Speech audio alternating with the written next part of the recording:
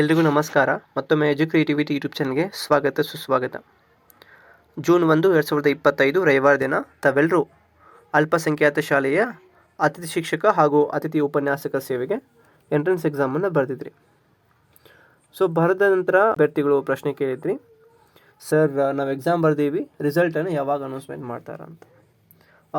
ಮತ್ತೊಂದು ಪ್ರಶ್ನೆ ಏನಂತಂದರೆ, ಸರ್ ಅಗೇನ್ ಮತ್ತೆ ಅವರು ಡೆಮೋ ಕಂಡಕ್ಟ್ ಮಾಡಬೇಕು, ಡೆಮೋ ಕಂಡಕ್ಟ್ ಮಾಡಿದಾದಮೇಲೆ ಮತ್ತೆ ನಮ್ಮದು ಫೈನಲ್ ಮೆರಿಟ್ ಲಿಸ್ಟನ್ನು ಬಿಡಬೇಕು. ಸೊ ಹೀಗಾಗಿ ಭಾಳಷ್ಟು ಟೈಮ್ ತೊಗೊಳ್ತದೆ ಅಂತ ಕೇಳಿದ್ರಿ. ಇದಕ್ಕೆ ನಾನು ಇವತ್ತಿನ ಉತ್ತರಿಸ್ಲಿಕ್ಕೆ ಬಂದೇನೆ. ನೀವೇನಾದರೂ ಫಸ್ಟ್ ಟೈಮ್ ಎಜುಕ್ರಿಯೇಟಿವಿಟಿಗೆ ಭೇಟಿ ಕೊಡ್ತಾ ಇದ್ದರೆ, ಇನ್ನೂವರೆಗೆ ಸಬ್ಸ್ಕ್ರೈಬ್ ಆಗದೇ ಇದ್ರೆ ಈ ಕೂಡಲೇ ಸಬ್ಸ್ಕ್ರೈಬ್ ಮಾಡ್ಕೊರಿ. ಈಗ ಫಸ್ಟ್ ಇಂಪಾರ್ಟೆಂಟ್ ಅರ್ಥ ಮಾಡ್ಕೋಬೇಕಾಗಿರೋದು, ನಾವು ಪ್ರತಿಯೊಬ್ಬರು ಎಕ್ಸಾಮನ್ನು ಬರ್ತೀವಿ. ಕರ್ನಾಟಕದೊಳಗೆ ಯಾವೆಲ್ಲ ಜಿಲ್ಲೆಗಳಿದಾವೆ, ಜಿಲ್ಲಾವಾರು ಏನು ಮೈನಾರಿಟಿ ಶಾಲೆಗಳಿಗೆ ಏನು ಗೆಸ್ಟ್ ಟೀಚರನ್ನು ಆಯ್ಕೆ ಮಾಡ್ಕೊಳ್ತಾರೆ, guest teacher and guest lecture. ಅದಕ್ಕೆ ಅವರು ನೋಟಿಫಿಕೇಷನ್ನ 7/5/2025 ಹೊರಡಿಸಿದ್ರು. ಇದು ತಮ್ಗೆ ಗೊತ್ತಿದೆ. ಇದಾದ ನಂತರ ನೋಟಿಫಿಕೇಷನ್ ಕ್ಲಿಯರ್ ಕಟ್ಟಾಗಿ ಹೇಳಿದರು, ನೋಡ್ರಪ್ಪ 19ನೇ ತಾರೀಕು 5ನೇ ತಿಂಗಳು ಮೇ ತಿಂಗಳು ಕೊನೆ ದಿನಾಂಕ ಇದೆ ಅಪ್ಲಿಕೇಶನ್ ಹಾಕಾಕ ಆಫ್ಲೈನ್ ಅಂತ. ಅವ್ರು ಅದರೊಳಗೆ ಕೊಟ್ಟಿದ್ರು, ನೋಡಪ್ಪ ನಾವು ಜೂನ್ 1 ಎಕ್ಸಾಮನ್ನು ಕಂಡಕ್ಟ್ ಮಾಡ್ತೀವಿ ವಿದಿನ್ 20 ಡೇಸ್ ಒಳಗೆ ಅಂತ.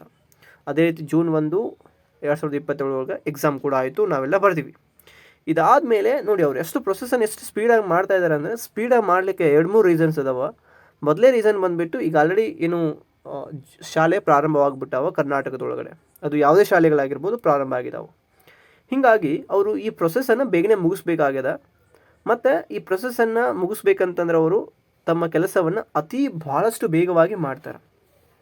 ಈಗ ನಾವು ಈ ಪರೀಕ್ಷೆ ಬರೆದಿರೋದು ಜೂನ್ 1 ಅಂತ. ಇನ್ನು ಕೀ ಆನ್ಸರ್ ಬಿಡಬೇಕಾದ್ರೆ 4-5 ದಿನ ತೊಗೊಳ್ತಾರೋ ಅಂತ ಅಷ್ಟೇ ನನಗೆ ಗೊತ್ತಿದೆ. ಸೊ ಹೀಗಾಗಿ ನಮಗೆ ಕೀ ಆನ್ಸರ್ ಸಿಗೋದು ಯಾವಾಗ, ಇನ್ನು 6ನೇ ತಾರೀಕು 6ನೇ ತಿಂಗಳು ಮತ್ತು 2025 ಒಳಗಡೆ ಸಿಗ್ತದೆ. ಇನ್ನು ನಮಗೆ ರಿಸಲ್ಟ್ ಬಂದುಬಿಟ್ಟು ರಿಸಲ್ಟ್ ಯಾವಾಗ ಸಿಗ್ತದೆ ರಿಸಲ್ಟ್ ಅಂತ ಅನೇಕರು ಕೇಳ್ತಾ ಇದ್ರಿ.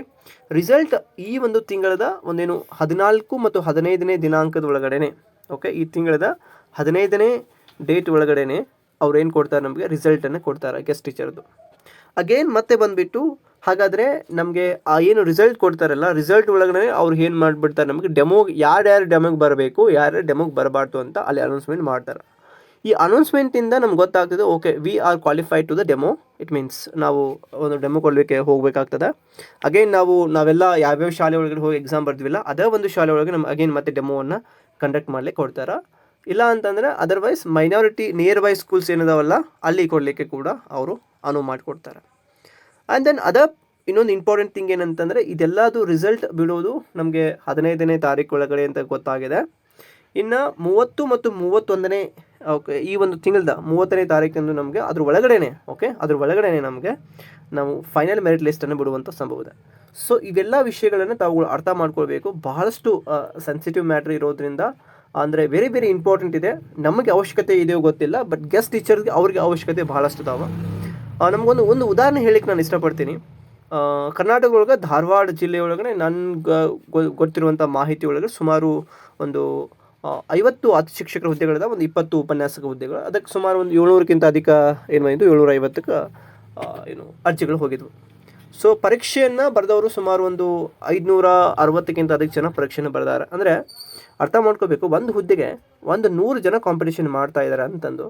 ಪರೀಕ್ಷೆ ಏನು ಈಸಿ ಅಥವಾ ಟಫ್ ಇದೆಯೋ ಸೆಕೆಂಡರಿ ಮಾತ್, but of course it is an average question paper ಅಂತ ಹೇಳ್ತೀನಿ ನಾನು. ಈ ಕಡೆ ಫುಲ್ಲಿ ಈಸಿ ಇಲ್ಲ, ಈ ಕಡೆ ಫುಲ್ಲಿ ಡಿಫಿಕಲ್ಟ್ ಇಲ್ಲ, ಎವರೇಜ್, ಮೀಡಿಯಮ್ ಮತ್ತು ಅಗೇನ್ ಡಿಫಿಕಲ್ಟಿ ಕೂಡ ಇದೆ, ನಾನು ಒಪ್ಕೊಳ್ತೀನಿ. ಸೊ ಹೀಗಾಗಿ ತಾವುಗಳು ಕ್ವಾಲಿಫೈ ಆಗ್ತಿರ್ಬಿಡ್ತು ಸೆಕೆಂಡರಿ ಅಂತ, ಬಟ್ ಡೆಮೋಗೆ ನೀವು ಪ್ರಿಪೇರ್ ಆಗ್ರಿ. ಇದು ಬಹಳ ಇಂಪಾರ್ಟೆಂಟ್ ಇದೆ. ಸೊ ಇದರಿಂದ ತಮ್ಗೆ ಗೊತ್ತಾಗ್ತದೆ, ಏನು ನೋಟಿಫಿಕೇಷನ್ ಅದಾದಮೇಲೆ ಕ್ಲಿಯರ್ ಕಟ್ ಒಳಗೆ ಎಕ್ಸಾಮ್ ಡೇಟ್, ಅದೇ ರೀತಿ ಎಕ್ಸಾಮ್ ಡೇಟನ್ನು ಕೂಡ ಅವರು ಅನೌನ್ಸ್ಮೆಂಟ್ ಮಾಡ್ಯಾರ, ಹಾಲ್ ಟಿಕೆಟ್ ಕೂಡ ಇಶ್ಯೂ ಮಾಡ್ಯಾರ. ಅಗೇನ್ ಮತ್ತೆ ರಿಸಲ್ಟ್ ಕೂಡ ಒಂದು 15th ಆಫ್ ದಿಸ್ ಮಂತ್ ಒಳಗಡೆ ಕೊಡಲಿಕ್ಕೆ ಅವರು ಮುಂದೆ ಬರ್ತಾರೆ. ಸೊ ಹಾಗಾದರೆ ನಿಮ್ಮ ಸ್ಕೋರ್ ಎಷ್ಟಾಗಿದೆ ಮತ್ತು ಕಟ್ ಆಫ್ ಎಷ್ಟಿಗೆ ನಿಲ್ಬೋದು ಅನ್ನೋದನ್ನು ನಾನು ನಿಮ್ಗೆ ಕ್ಲಿಯರ್ ಕಟ್ಟಾಗಿ ಕೊಡಲಿಕ್ಕೆ ಇಷ್ಟಪಡ್ತೀನಿ. ನಿಮ್ಮ ಸ್ಕೋರ್ ಎಷ್ಟಾಗಿದೆ ಅದನ್ನು ಕಮೆಂಟ್ ಬಾಕ್ಸ್ಗೆ ಕಮೆಂಟ್ ಮಾಡಿ. ಮತ್ತೆ ಮುಂದಿನ ಭೇಟಿಯಾಗೋಣ. ನಮಸ್ಕಾರ.